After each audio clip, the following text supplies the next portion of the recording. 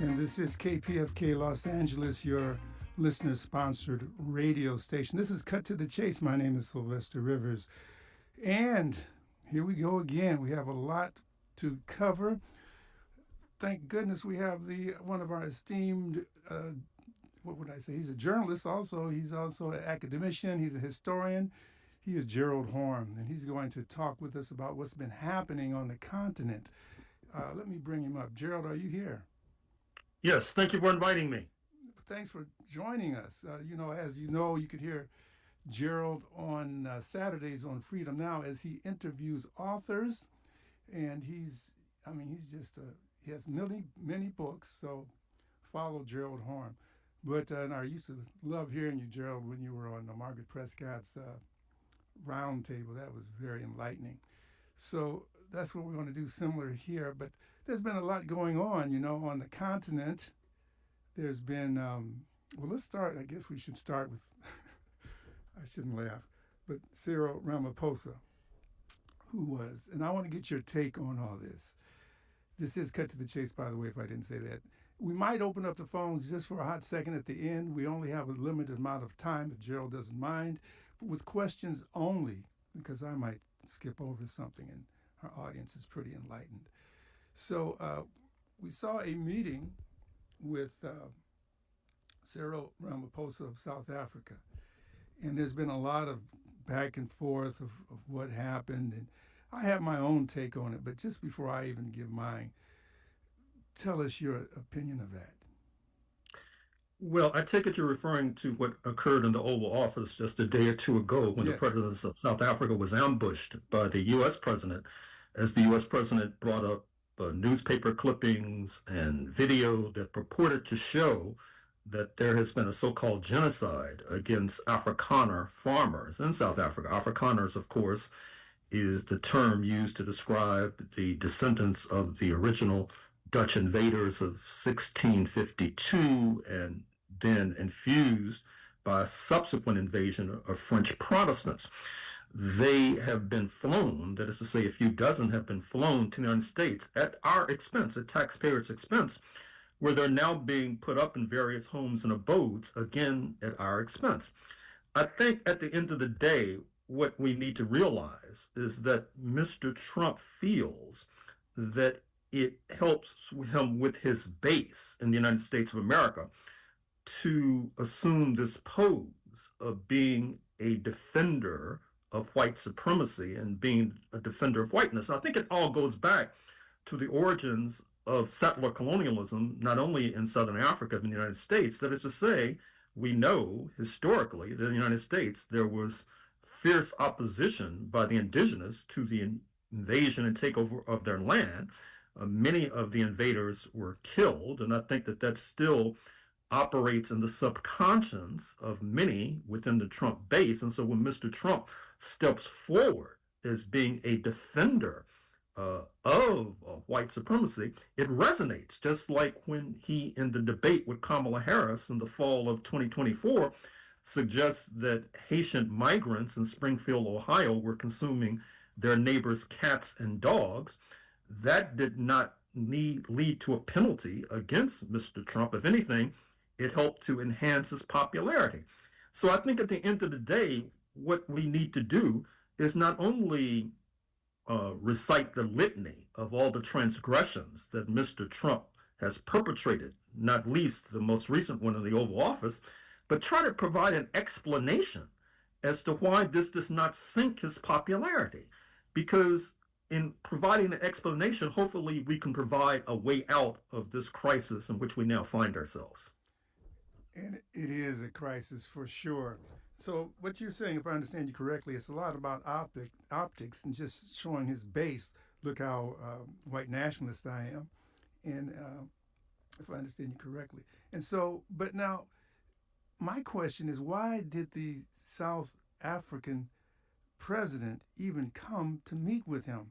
And then would you talk about, because during that conversation, the so-called conversation, the ambush, they're talking about how great the relationship was for years, without even mentioning that the United States was a direct enemy of the liberation movement in South Africa. That just, it confused me.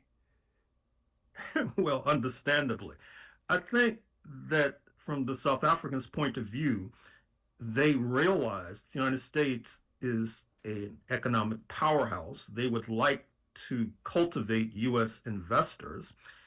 If I had been consulted, I would have told President Ramaphosa that he should steer clear of this Oval Office in the White House because we all recollect what befell Mr. Zelensky, and I'm beginning to think that this is a pattern and a template. But I assume that the South Africans felt that they could not avoid the Oval Office. And if you look at the press in South Africa itself, the press in South Africa itself has been defending their president. They feel that he exemplified a certain calmness in the face of this turbulence and turmoil.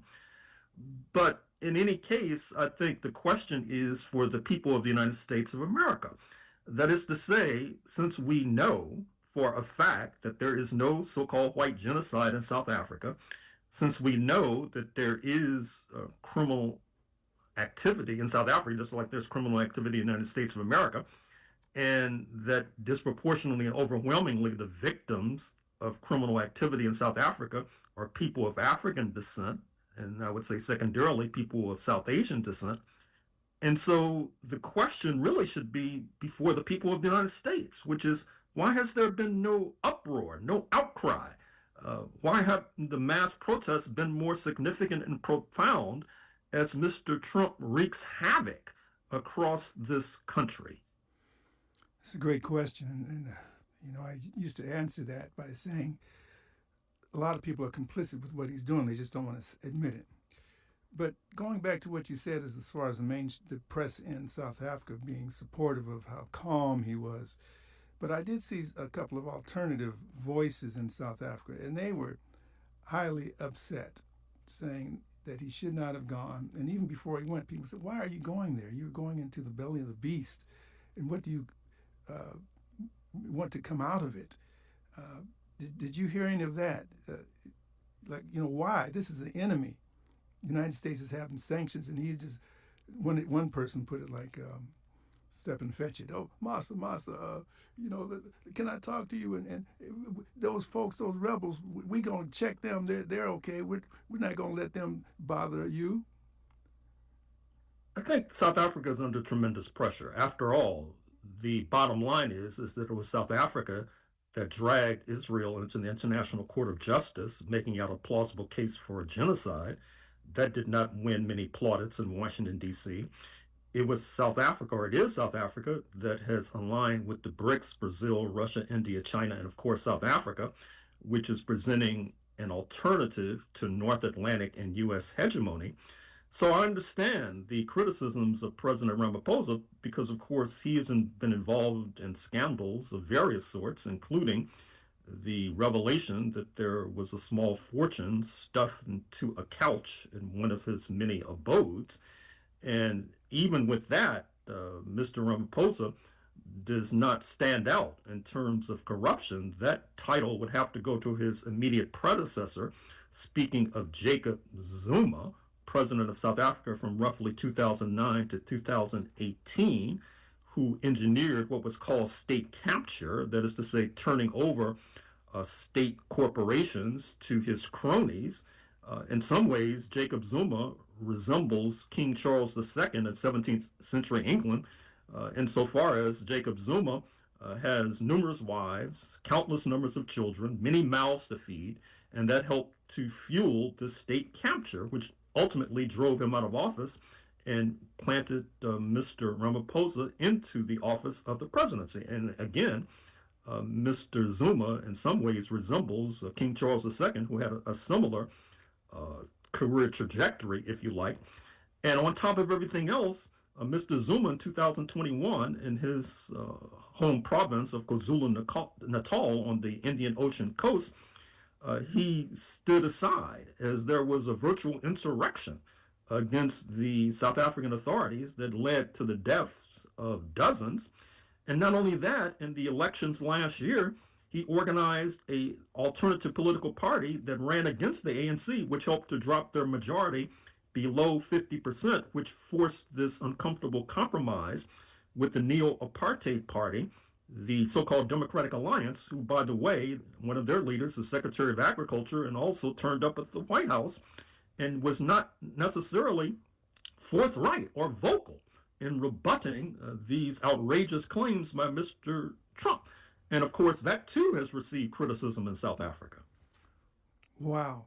So you said a whole bunch of stuff there. Number one, you mentioned the money found in Ramaphosa's house, and we don't hear a lot about that. You mentioned, so there's the intent of maybe some corruption.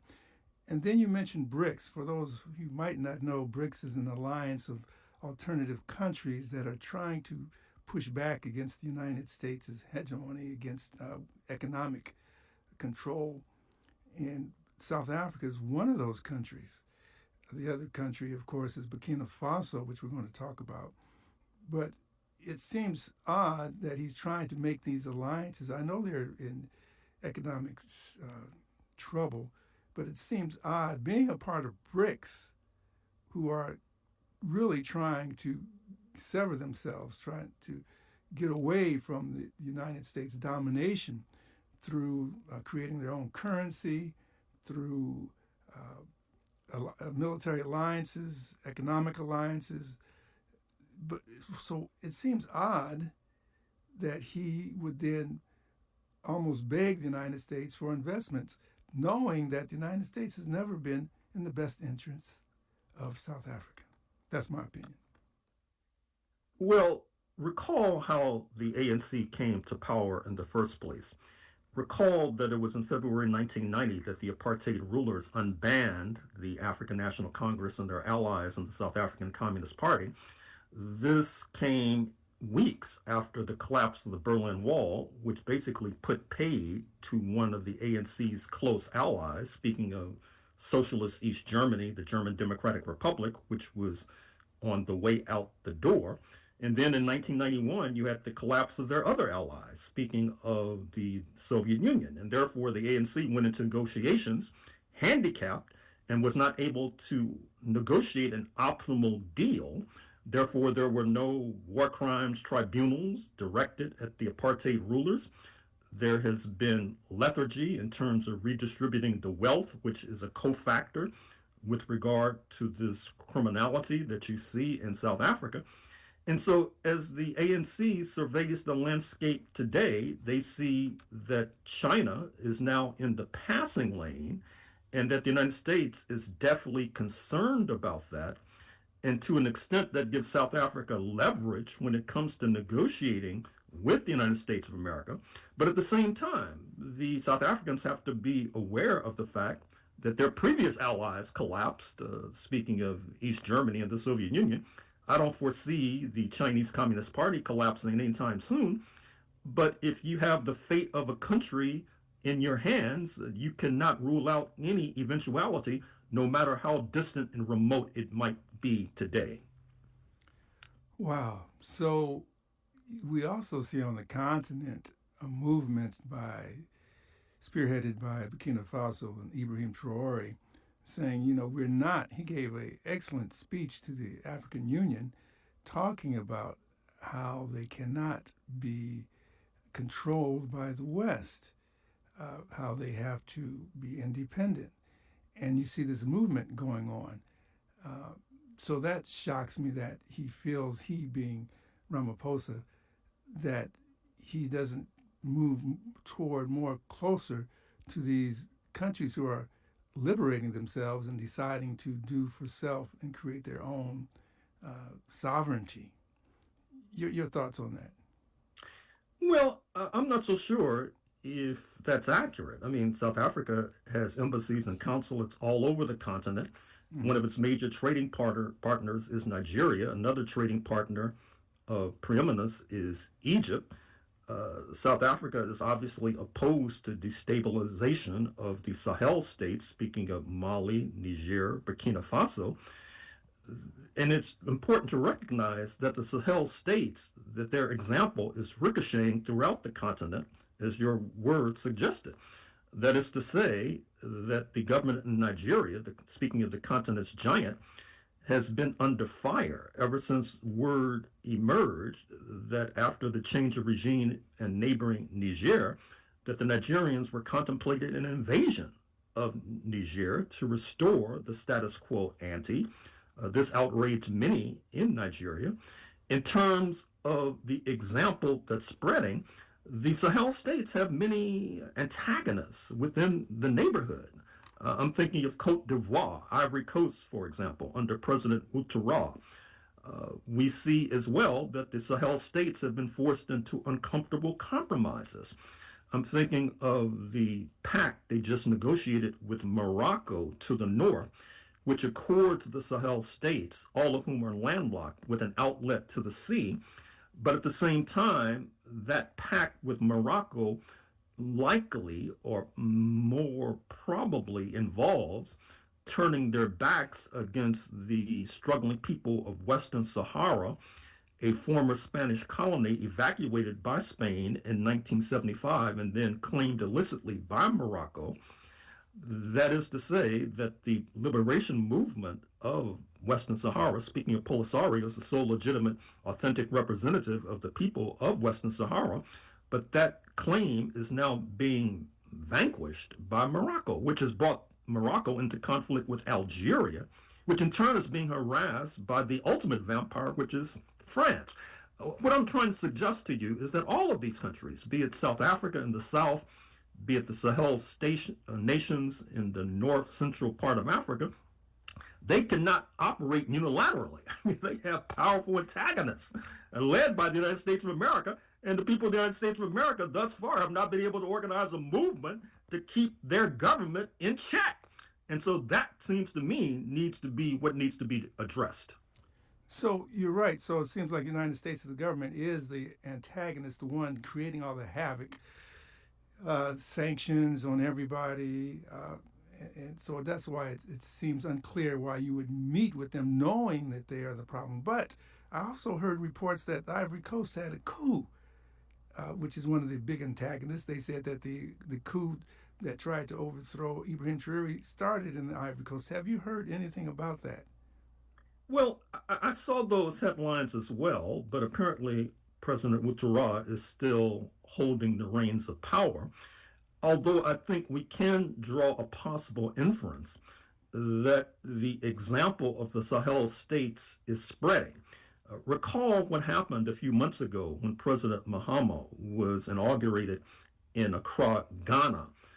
Stormy applause greeted the entry onto the speaker's platform of Mr. Traore, the de facto leader of Burkina Faso. Something similar happened in Gabon just weeks ago. Recall that the Bongo dynasty was overthrown by a military coup some months ago. It was felt that the new leaders of Gabon would emulate the military rulers of the Sahel. That has not proven to be the case, but in any case, the representatives of Burkina Faso who showed up at the inauguration of the newly installed leader, President Nguema, the representatives of Burkina Faso were cheered lustily. I have to return to this question of South Africa. I mean, I think that we can, in a different world, assume that the United States was not a powerful country. We could assume that they don't have powerful allies in Western Europe and in Canada, to a degree in Asia, in Japan and Asia. We could assume that they do not have strength in the United Nations, in the World Bank and the International Monetary Fund, and that the United States can be ignored. What happens, even if you look at Cuba, which is struggling to maintain its socialist project, they would love to have diplomatic relations with the United States of America, despite the fact the United States of America has repeatedly since 1959 sought to overthrow the regime. I mean, that is the process that we have to deal with. And I have to return once again to the ultimate question, which is why is it in the United States, despite all of the depredations inflicted worldwide by Washington, why is the movement in this country not able to develop the kind of strength and power to keep this government in check? That is the question that deserves lusty debate. Wow, that is a question. And I think we've asked ourselves, so what do you think is the answer to that question, or part of the answers to that question? Well, part of the answer is, I think, that our progressive forces have a romanticized and naive view of the trajectory of the United States of America. They see 1776, the formation of the United States of America, as a great leap forward for humanity, even though it led to an exponential growth in the African slave trade, with the United States supplanting London as the captain of the African slave trade. We see that as early as the 1790s, the United States was supplying Africans in the #1 pole position to Cuba, 90 miles from Florida, for example. We know that post-1776, the land of the Native Americans was taken in great gobs, to the point where the United States was able to expand its remit from a narrow band of 13 colonies along the Atlantic coast, ultimately to the West Coast, where you're now sitting in the state of California. And I think that ultimately the forces of progress in the United States have not been able to figure out that this settler colonial regime, and of course that is a term that's conspicuously missing from the vocabulary of many of our friends on the left, has been based on class collaboration. That's the only way you can understand the politics of the United States of America. That's the only way you can understand an analysis of this big, beautiful bill that Mr. Trump describes, that passed the House 215 to 214, that involves a massive redistribution of wealth from bottom to top, perhaps the most gigantic, not only in U.S. history, but in world history. But the Trump base is unshaken, even though they will suffer, because once again, to return to South Africa, you had the majority in South Africa that were willing to absorb sanctions that provided short-term pain because they felt that it would bring long-term gain in terms of the African majority coming to power. I think the Trump base feels that these sorts of measures that passed the House the other day, that it's short-term pain, but ultimately they'll be able to turn back the clock to a time when whiteness was more valuable than it is today, and they feel that they will benefit ultimately. And I think that it's been difficult for our friends on the left to come to that very difficult realization, which is one of the reasons why, as noted, we have not been able to develop a movement that can challenge the hegemony and the dominance and the predominance of the right wing in Washington. Wow, you said a whole lot there, and you actually threw in some historical notes talking about 1776. And for those of you who do not know, Dr. Gerald Horne has a great book talking about how 1776, what's the title of that book? I've actually heard, but I forgot the title. Well, the title of that book is The Counter-Revolution of 1776, Slave Resistance, Origin of the United States. In a few days, a sequel to that book will be dropping entitled The Capital of Slavery, Washington, D.C., 1800 to 1865. Because despite the protestations of many of our friends on the left, a major slave trading city in the nation United States of America was precisely the capital, Washington, D.C., Africans being sold within the shadow of the White House and within the shadow of the Supreme Court and the Capitol, as you had these congresspersons prattling and prating about liberty and freedom, as Africans were being sold down the river to an uncertain fate in Mississippi and Alabama and the cotton fields. So one of the problems in this country, as I said, is an inadequate understanding, to use a euphemism, of the historical trajectory of this country and why folks have not been able to catch up with all of the history that's being produced. That's one of the reasons why on KPFK on Saturday mornings at 11 a.m. Pacific, we interview all these historians, because people don't have time to read. They can listen, for example. But alas, I think it's deeper than just listening and understanding. It's something much more profound. So you heard it Saturday mornings at 11 o'clock. Listen to Dr. Gerald Horne interviewing different scholars and book writers. I call it imperial privilege, going back to why the United States and why the people on Earth. I call it imperial privilege. You don't want to, a lot of people I talk to, I don't want to hear about that because of their imperial privilege. They have their, 2-car garage, their house, and the 2.1 kids, so they don't really care. Imperial Privilege. What?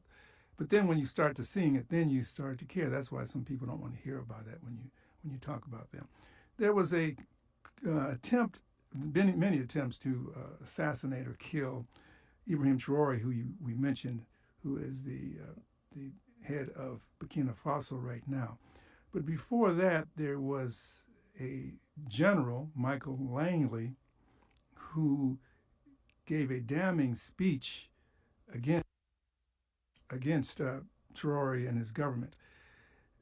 I was wondering, and then all of a sudden there was an attack on the Burkina Faso military, and I think 200 people were killed. Do you feel that there's a connection? I'm looking at optics. A lot of times you try to demonize people, like I saw in this meeting with Trump when he was talking about Julius Malema, the head of the opposition, well, not opposition, but who was chanting and dancing. So they try to discredit everybody. I said, what is your thoughts? Was this by accident that all of a sudden they're demonizing this country and this leader, and then all of a sudden there's this attack by the militia and 200 soldiers are killed? Your thoughts? Well, first of all, General Michael Langley, who happens to be a Black American, is the leader of AFRICOM, the Pentagon's armed mailed fists on the continent of Africa. Despite these press stories in recent days suggesting that the United States is closing up shop in Africa, closing down consulates, closing down embassies, closing down aid, for example, aid to fight HIV/AIDS, for example, that's likely an overstatement if you accept it literally, because you need to connect what the United States is doing in Africa to Mr. Trump's recent trip just last week to the Gulf monarchies, particularly the United Arab Emirates, which is interfering grievously and atrociously in the internal affairs of many African states. Your audience needs to recognize that a major threat to the stability of the Sahel, including Burkina Faso, rests within these religious zealots, these so-called Islamic fundamentalists, who use terror tactics in order to surge to power. That's what they did in Afghanistan, for example, once again with the assistance of the United States beginning in the late 1970s until, of course, September 11, 2001, when there was a split between the erstwhile allies. I dare say that if you were a fly on the wall during Mr. Trump's conversations with the leaders of the United Arab Emirates during his recent trip to the Persian Gulf, you would have received an earful with regard to not only the UAE helping to support the so-called rapid support forces in Sudan, due east of the Sahel states, for example, who have wreaked havoc within that particular country, up to and including bombing Port Said on the Red Sea just a few days ago. And the remit of these Gulf monarchs also extends westward into the Sahel. So once again, you cannot assume, and I don't think anybody should assume, that Burkina Faso has a smooth path ahead, that it does not have fierce, well-armed opposition, which it certainly does. Fierce, well-armed opposition with Uncle Sam ultimately playing the role of puppeteer. Wow, we're out of time. I hate to say that. Any closing remarks, Dr. Horne? Well, first of all, thank you for inviting me. Second of all, of course, tune in to Freedom Now on KPFK Pacifica Radio, 11 a.m. Pacific on Saturdays. It's an educational experience. It's an uplifting experience. It's an enlightening experience. Saturday at 11 o'clock, and I'll be back with you on Tuesday. We state these facts only to let you know that those of us who are revolutionary, Pan-Africanists, is not because we love revolution. It is historically determined, and we have no alternative but to follow history and to use history for the benefit of our people.